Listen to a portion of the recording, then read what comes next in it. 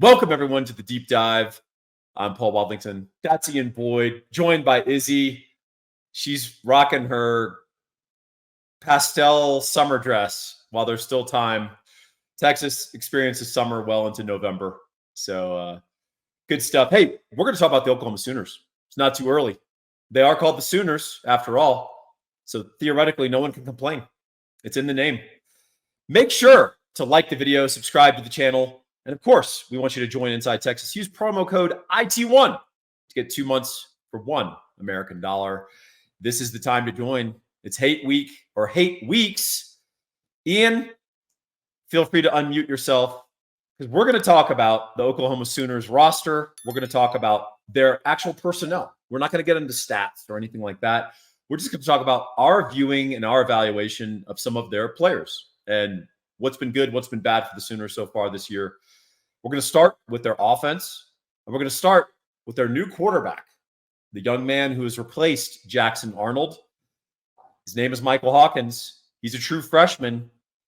Tell me about this athlete from Texas.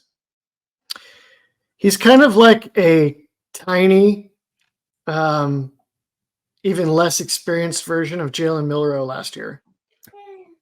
Tiny Milroe. And Milroe last year took a ton of sacks, always wanted to try to run the ball, make something happen with his legs, but he could hit deep throws and he could throw outside the hash marks. And that made a lot of times when you're facing a running quarterback that wants to take off all the time, either by design or just by accident, by training, you end up with all these guys playing with eyes on the quarterback, and you'll give up like the flats, or you'll can get beat over the top down the sideline. And Milroe could make you pay for that, and Hawkins can make you pay for that if he sees it, which he may or may not. Maybe you make him see it first, but he can throw the ball out there. So I almost was going to compare him to Gerard Hurd, but Gerard Hurd famously got taken apart by Iowa State and shut out in 2015, right? Where Iowa State was like, we're going to play outside linebackers, but we're not going to honor the bubble screen when you spread us out. And they're just going to play outside in and go get the quarterback.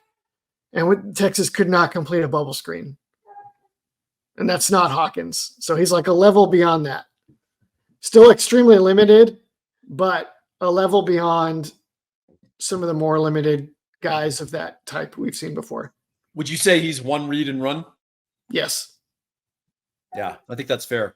And he did that against Auburn. Early in that game, OU got on the board with an explosive run from Hawkins. Auburn had a blitz on, didn't mind their gaps, and Hawkins punished him for it.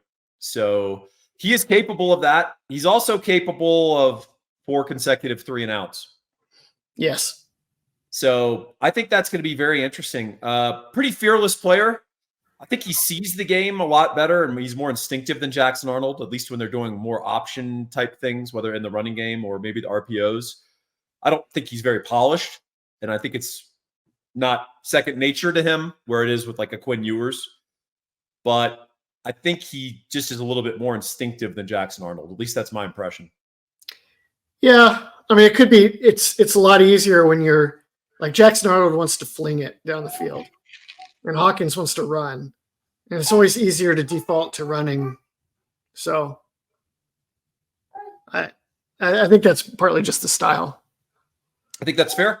All right. Well, containment is going to be important. I know everyone wants to talk about assigning a spy. I think in situations you can do that. You actually can exploit a spy if you have a running quarterback and some other stuff going on in your offense. Izzy agrees with me. So I think you'll see Texas adopt a multifaceted approach to dealing with him. You know, if you just stay in your rush lanes and do your job, you can deal with a dual threat quarterback pretty easily. You don't have to necessarily assign someone from your coverage to just trail him. So one thing that OU has struggled with is their offensive line play. If you could bring that down a little bit, Connor, appreciate it. The only player that I've seen play at a above average to even good level is left tackle Michael Tarquin. 6'6", 315. He's the transfer from USC. He's played good ball. He left USC because They did not assure him of a starting job. He was going to have to compete for that gig. So he hit the road. He's a rambling man. And the Sooners are glad to have him because he's been the most consistent part of their offensive line. The rest of the offensive line, I do have to say, has improved, at least last week, simply by getting a couple of guys back. And that allowed some guys to move to their more natural position. I still don't think they're particularly good. They've got a lot of transfers. They've been heavily reliant on the transfer portal at the offensive line for the second year in a row. So Bill Biedenbaugh, very much looked up to as an O-line guru. But frankly, he hasn't done a very good job of recruiting and developing guys from the high school ranks. So they've had to lean on the transfer portal. And some of those guys are Branson Hickman. He's the center transfer from SMU. Troy Everett, his backup, is a transfer, I believe, from App State. Tabishi Nwayu, I think I'm pronouncing that. He's a transfer from North Texas. He's actually can be pretty physical in the run game. He plays a little hesitantly. You can run around him sometimes. Jake Taylor, I think, has been frustrating for Sooner fans. Jacob Sexton, I think guard is his more natural position, but I don't think he's been a difference maker for them. Ian, do you have any broad observations of the offensive line? Because they've certainly had some struggles. I think Hickman was coming back from injury too. Yep. And he's going to get better and better as he gets healthier. So 2 weeks off is pretty big there. He had like a high ankle sprain. So it's like Jacob Majors last year when he had to come back and grit through that. I think their ceiling is something like average. Yeah, like that 2018 Texas line, maybe. Like Taylor is kind of like a Kerstetter. Waywu is kind of like a Vai. Hickman is like a Shackelford. Tarquin is comparable maybe to who's that Rice kid that Texas got that year to play left tackle? Calvin Anderson. Really experienced. God, I'm blanking on it. Calvin Anderson, is that right? Calvin Anderson, very good. Yeah, thank you. He's not. Tarquin is not powerful. He can be bull rushed. He does not get very good push in the run game. He's got good feet. But he has good feet. And so he makes you go through him rather than letting you go around him. Let's talk about a group that has not demonstrated great feet, or at least fleet feet to a purpose. That's the Sooner wide receivers. Ian, this group has been banged up or they're on strike like the longshoremen, depending on who you talk to in Soonerland. Talk to me about the OU receivers and who we're likely to see 2 Saturdays from now. So Britton Thompson has become a mainstay for them. Is that good? No. No. He is small. He is fast. So if they can get him behind you or on the run or something, he is dangerous. Yeah. But they have to play him outside because they don't have anyone else. And he's not great outside because he can just get pushed around at the line of scrimmage and rerouted and he just doesn't have the play strength to play through guys. And then we got maybe Deion Burks in the slot. If you can scroll up, Mr. Oh, wait, no, it's on the bottom. Sorry. He's right there. Yeah. Deion Burks might be healthy to play in the slot. He is dangerous, a little Duvernay-ish in his overall makeup and style. So not as big or physical as Duvernay, but sort of just kind of similar kind of guy. They may have to play Jacquez Petaway instead, who's actually just kind of similar, but less polished and probably less explosive. And then they've got JJ Hester opposite. Is the only guy left with any size. Yeah, I got to say, he's been a big disappointment, I think, to Sooner faithful because he looks a certain way, but doesn't play that way. You know, the old looks like Tarzan, plays like Jane. Yeah. So what do we think about the Sooner wide receiver? He did get behind Auburn for one play last year. Yeah, he was. What do we think about the Sooner group in toto? Are we looking at SEC average, below average? What do you think? It's got to be below average. Yeah, I think you're right. I feel like the SEC is very there's a lot of variety there. Like some teams are like unbelievably good at wide receiver, and then other teams are not very unbelievably bad. So I don't know what the median. Off the top of my head, I'm not sure what the median SEC wide receiver is, but they're nowhere near the better units, right? Yeah. They're probably below average for a Big 12 wide receiver lineup, don't you think? Yeah. Big 12, as you like to say, is pretty mid this year, but yeah, they have okay receivers. They always got guys, so yeah. I think interestingly about this group, Nick Anderson was a guy that they were hoping to be the deep threat. He was their deep threat last year and was pretty effective in that role. He's going to be a no-go. Andrell Anthony is either not fully healed up or, I don't know. I don't know if they're on strike or something. I don't know what's going on with the OU receivers. There's a lot of talk swirling about that unit. I don't care to conjecture. But I think the best unit that is likely to take the field will be Deion Burks in the slot, and then the aforementioned. Their tight end, Bauer Sharp, has been a target. Caught a big ball against Auburn when Auburn lost him in coverage up the sideline. They did some Auburn stuff late in that game.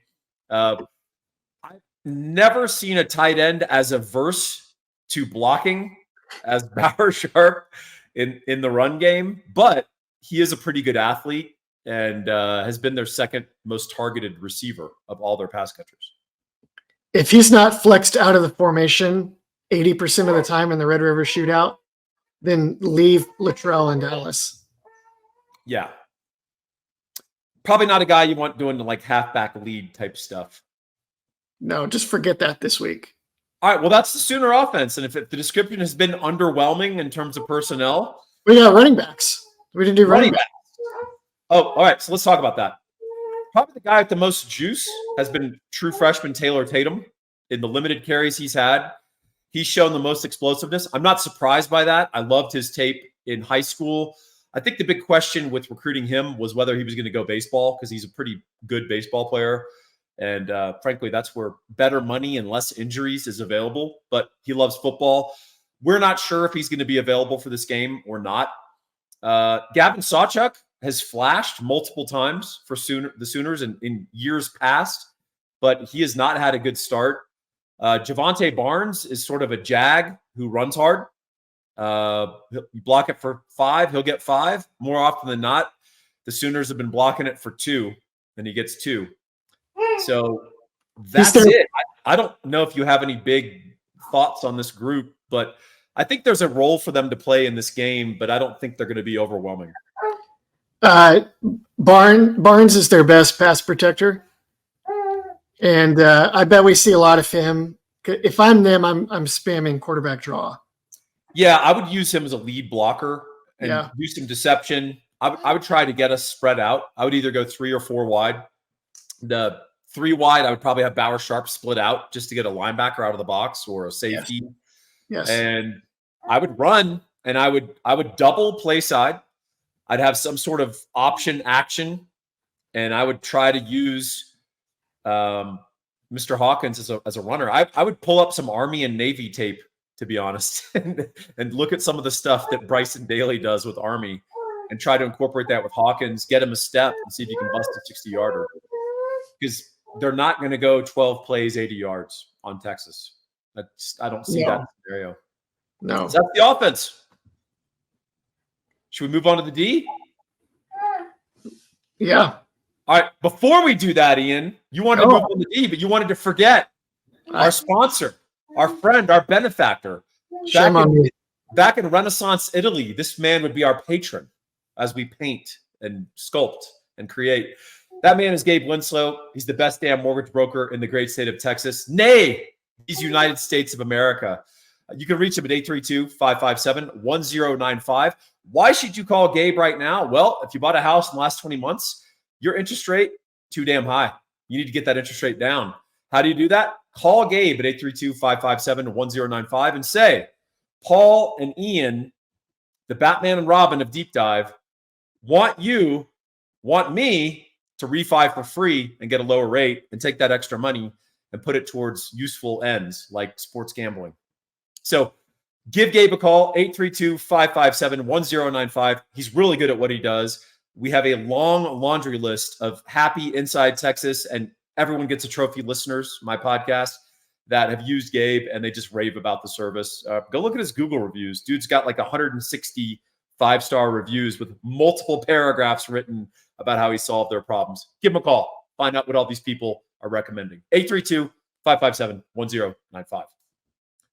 All right, Mr. Boyd, let us now discuss the defense. Connor, if you'd be so kind. I want to just say we're on track. You and I can go off on tangents. We're actually right on track time-wise. This is amazing. I credit myself. All right. It's coming. All right, it's coming. Yeah, Ian's going to do 19 minutes on Ethan Downs. So let's talk about the Sooner defense. I want to lead with the strengths of the Sooner defense. And that has been, to me, the safety and the linebacker room. Yeah. Okay. So let's talk about their strengths and how they try to funnel offenses into those strengths schematically and by design. Because I think Ian and I are on the same page here. We're going to contend that if you can attack OU's defense where they don't want to be attacked, on those corners, maybe even in their interior defensive line, if you can get a guy leaked out on their linebackers, it ain't going to go great for the Sooners, and they won't look so dominant. So let's talk about those safeties. Billy Bowman, a player you and I have a lot of respect and regard for, just as an athlete, but also I think great recognition and instincts. He's shown that in prior Red River shootouts, but he's also shown that against other teams as well. And then also Peyton Bowen, he's a standout young player. He's played off and on. I think he flashes. But I think the interesting guy has been Robert Spears-Jennings. Big safety. He's been really highly graded for OU every week. He's a guy that the Sooner coaches love, both in run support, and he hasn't been exploited in the passing game. I kind of assumed that would be the case. I wonder if they're about to play a team that can do that, though. Yeah. They have like blitzes drawn up for him. Yeah. A few, and he's effective on those. They played the flyover against Tennessee, and so they played Peyton Bowen in the middle, and then Spears Jennings, and it's the boundary guy, and then Billy Bowman to the field. Billy Bowman, I've noticed, he'll have like kind of quiet games, and people will be like, Bowman is mid. He didn't show up today. And it's like, well, he kind of did show up in creating a black hole of the field where the ball never went in coverage. Yes. And he has an unbelievable knack for making plays around the goal line. So it's kind of like that last year of Caden Stearns was kind of like that. Where Caden Stearns was actually quietly pretty good, but everybody thought he was garbage because they didn't realize that he was like in man coverage on a slot all year because Chris Ash needed his linebackers to be able to not have to chew and gum and walk at the same time. Right. That's right. So linebackers. Yeah. Danny Stutzman, he's been really good for OU. He's awesome. He's the captain of that defense. He's the leader of that defense. Very instinctive player. I think he's always been willing to mix it up. I think he's gotten stronger and puts himself in a little better athletic position. He used to run so fast to the hole that he wouldn't be in a sort of a tackling position and he'd get run over or a guy would run through his arms. You don't see that anymore from Stutzman. He's also clearly an instinctive guy and a film nerd because he'll recognize certain things and just sprint through a gap right where the hole is going to be for the running back, and it's -4 yards. He does that all the time. Kip Lewis used to be counted on to miss about a fifth of the tackles he'd attempt. I think he's cleaned that up a little bit. Made a massive play against Auburn that turned the game where they dropped out of a zero blitz into coverage. Peyton Thorne threw it right to him, and Kip Lewis, to his credit, housed it. He went 67 yards and effectively won the game for the Sooners, or Auburn lost the game, depending on how you want to phrase it. I think he's improved to being much more reliable and playable. But this is really the strength, that third level middle, second level middle. That's really the strength of their defense. You see the cheetah position there. That's really should be a more de facto nickel. We'll talk about that. That they've had an important injury in that regard that's going to hurt them and probably set them back against Texas. But what are your thoughts on Stutzman and Lewis? I have very little to add. You made all the big points. Stutzman, one other thing is he plays both positions. So sometimes they'll play McKenzie as the Mike linebacker and move Stutzman to Will. And he doesn't matter. He's the same guy at either spot. It's like you said, he's racing to where the ball is going before the back can even get there. Kind of like one of those old Ohio State linebackers. Brent Venables is one of the only guys in the game right now that develops linebackers as weapons. Like you just don't see that at very many places anymore. And Venables is unique in that way. Yeah, Iowa and Oklahoma are the only two that leap to mind in that regard. Stutzman is currently the only one that's fully realized, but I guarantee you with another year of Venables, then McKenzie or Lewis or Carter will get there too. And they blitz them a ton. Yep. Let's talk about the corners and the nickels, because there can be a price to be paid for blitzing, Ian. And so they lost nickel Kendall Dolby for the year. In my mind, he was their third best defender. You don't hear about him. He doesn't get the press or the attention, but I thought he was really effective for them at nickel. And Venables puts a fair amount on the nickel because of their propensity for blitzing. If you read Inside Texas, I just put up a chart evaluating our wide receivers to date through 5 games. You'll notice that Sark, the only guy who plays almost only in the nickel is DeAndre Moore, but we get snaps for every receiver in the nickel. In the slot. And the reason is Sark is hunting matchups.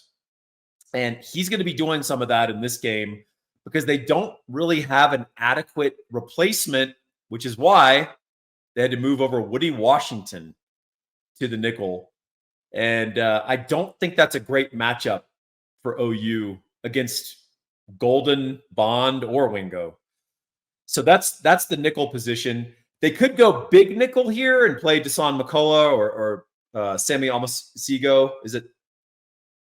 If you go big nickel against Sark, he's going to destroy you. So I don't think Venables is going to do that. The corners, they've been vulnerable. Des Malone is the transfer from San Diego State. He's strong and physical. You get him in space, isolation. Auburn was hitting him up like right and left. Peyton Thorne picking on Kanai Walker. Big corner. Looks great on the hoof. When he turns and runs, it's not super fluid. So talk to me about the opportunity at corners and nickel, particularly if OU brings it up front. Yeah, last year they brought it quite a bit. Yes. And they got away with it because they played their corners off and they didn't let Texas beat them over the top. And then they made tackles. Yep. So Texas threw underneath a lot and was very successful. Like what was Quinn? He was like 26 for 28 at one point. Yeah. And a lot of that was throwing into the vacated spaces on the flats over and over and over again. And it was efficient to a point, but it didn't put points on the board and they didn't convert in the red zone, blah, blah, blah, blah. Oklahoma will have to do that again. And it's going to be a lot harder to disguise. Because if you ask these guys to do anything else, it's going to be a disaster. Yep. So, I don't know. And you know what else is they could play Eli Bowen, who's a freshman, but he's quicker. Yeah. And Jacoby Johnson, who's listed here behind Des Malone or on the oar. Jacoby Johnson's like, they think he's like their next guy. But they moved him to wide receiver because they're so badly in need of wide receivers. They think Johnson is like a big-time athlete and who just needs to get trained up, but he's gone. They're trying to find a difference maker at wide receiver. So, I think you're exactly right on this analysis. One thing I will say Venables is really good at is show pressure, drop to the spot. Because one of the things you teach a quarterback is throw into the blitz.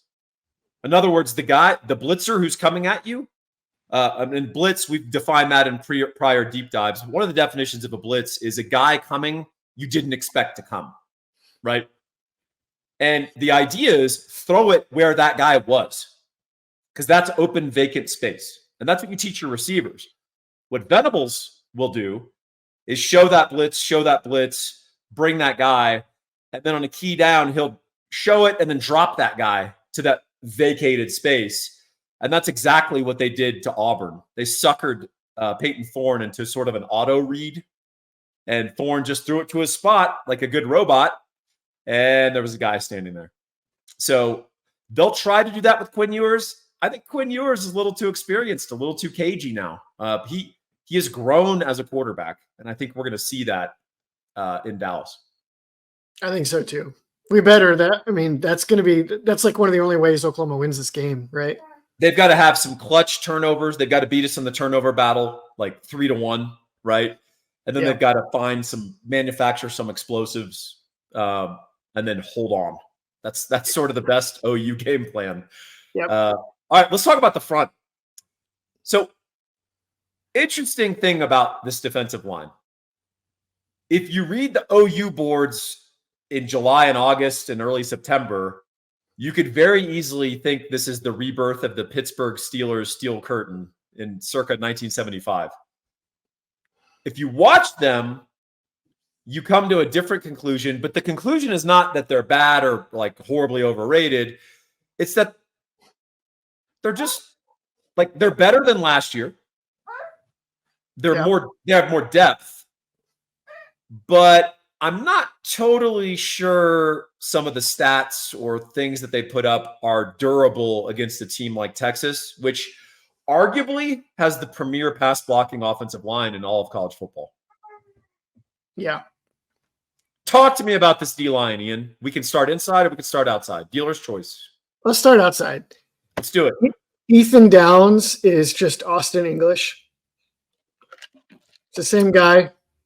You've seen this guy at Oklahoma a dozen times, right?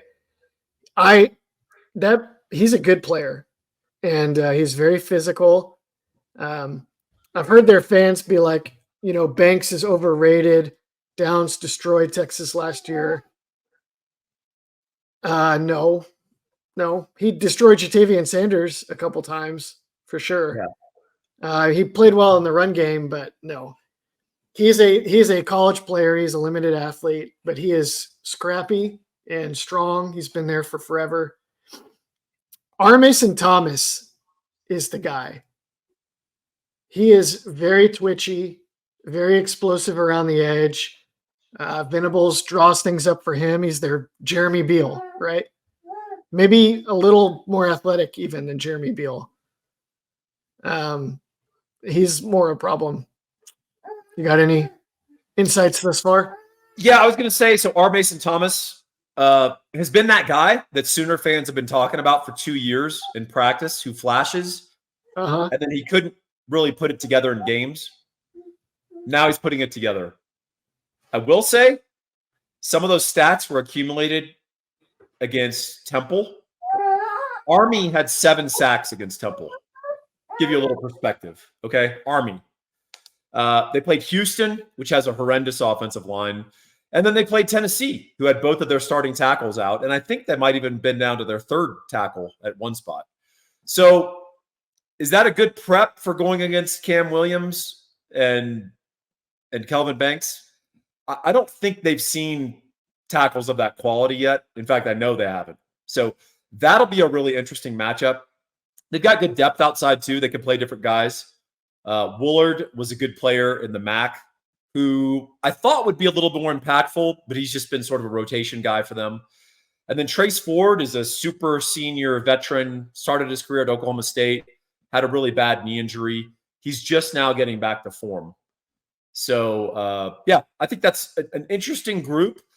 I think that if you look at their stats, they may not match that performance against Texas. They're gonna be going a little step up in Dallas.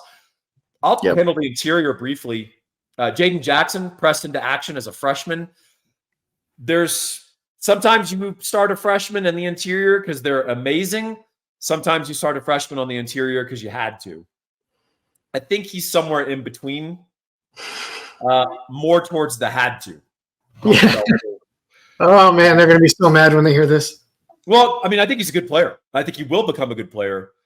He's a true freshman, close to the ball, and that's a tough assignment. So, Dominic Williams, that's a guy that Ian and I were both skeptical of. Certainly raised his profile in the NIL, and OU got involved in a bidding war there and decided they wanted to win. The truth was, if you watched Dominic Williams' TCU film as a sophomore, he was just okay. He was fine. Some of that might have been the scheme not doing him any favors. I think he's better in this scheme. But he's not a big pass rusher, and I don't expect a ton of penetration or anything like that. I think he's more like hold down the fort, hold the line of scrimmage kind of guy. He's gotten better in that regard, by the way. He plays with better pad level since Venables got a hold of him. Dejon Terry, I'm curious on your thoughts on him. Sometimes I see him do amazing things, and then sometimes I watch him and he looks like he's almost like loafing. I think he's maybe their only guy that can actually consistently anchor. And so he plays a lot for that. But they are huge into the nose tackle stunt. I mean, not the stunt, like switching the nose in the tackle. Yeah. Like one slants and then one loops around. And Jaden Jackson is very good at it. Grayson Halton is very good at it. He's undersized, but he's quick and high motor. And they're just all about the movement up front. If they tried to sit and anchor like Texas does, they would just get mowed down every week. Yeah, they try to create havoc and chaos, and part of that is having Danny Stutzman behind them. What they're trying to do is mess up your blocking or get your guys to commit to the stunt and follow the stunt instead of pass it off. And then Stutzman runs through the vacated space. The problem that can have is, one, you can create big holes. And two, if you play an experienced offensive line, they can turn that against you. They can jujitsu you, right? It's like, oh, you want to go there? Let's go there. And in fact, I'm going to take you there, and then we're going to keep going. And then all of a sudden, the D-line's trying to put on his brakes. Like, no, I didn't want to stunt all the way out there. And Jake Majors is saying, no, but that's where we're going, right? And that's where you can get a big hole in the middle. We need to exploit that. When that happens, you've got to have a running back put his foot in the ground and get upfield and not tiptoe around. And so that'll be interesting. The other thing is a lot of that movement and penetration, that is anathema to some of the most successful running plays Texas has had this year, specifically counters. So if you get penetration early against the counter gaps or any sort of counter, tray, GT counter, whatever people want to call it, that blows it up. So if you can prevent the penetration with good down blocks, though, and you try to stunt against the counter gaps play, it will go for 70. No exaggeration. So it's going to be a very interesting push-pull of, does Sark want to be in 2nd and 14 for the possible benefit of Trey Wisner dropping a 55-yard run? So little interesting tension in there schematically and with their personnel. Ian, what do you think? Any final thoughts on their defense? I would try outside zone and see if they can maintain those slants and stunts on the move. Yeah. And I know. I just don't believe they can hold up on duo. Yeah. I think if you can just come right at them, like they may catch you a time or two on a slant, but I don't think they hold up. I think they get bullied. You know when Chewbacca is fretting a little bit quietly to himself in Star Wars? That's a little bit what like Izzy sounds like when she's just kind of like talking to herself when he does the Yeah. It's pretty cute. We're gonna have to add that to her list of nicknames. She's like, me? You talking about me? Yeah, see? There you go. All right. Well, that has been our little journey into the personnel of the Texas Longhorn Oklahoma Sooner matchup. Texas fans, you know the personnel for Texas because you're Inside Texas subscribers. And if you're not, you need to use promo code IT1, get 2 months for $1. If you love Ian, and we all love Ian, you can go to his Substack, America's War Game. He writes broadly about college sports or whatever he feels like writing about. And it's really good stuff. You could also find me on the Everyone Gets a Trophy podcast with a variety of co-hosts. Maybe I can persuade Ian to come join me the week right before OU so we can build up a sufficient level of hate and contempt for our rivals north of the Red River. Thank y'all for joining us on the deep dive. We'll see you next week.